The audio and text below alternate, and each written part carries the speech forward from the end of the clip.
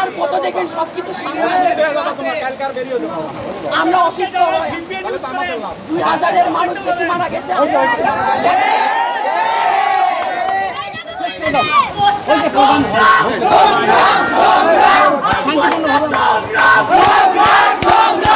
আমাদের স্বাধীন বাংলাদেশ, এই বাংলাদেশে আমাদের ছাত্র সমাজের রাজনীতি, মিটিং, মিছিল সবকিছু করার অধিকার আমাদের আছে।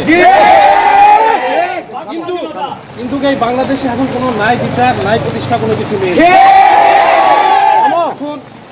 এখন আমাদের হাত পা অদৃশ্য শিকলে বাঁধা। অদৃশ্য শক্তির সঙ্গে আমরা খালি হাতে পারবো না। সেই জন্য আমরা এখন নিরুপায় হয়ে আমরা আল্লাহর কাছে বিচার দিলাম। এই প্রশাসনকে আমরা চরম পর্যায়ে ঘৃণা করবো।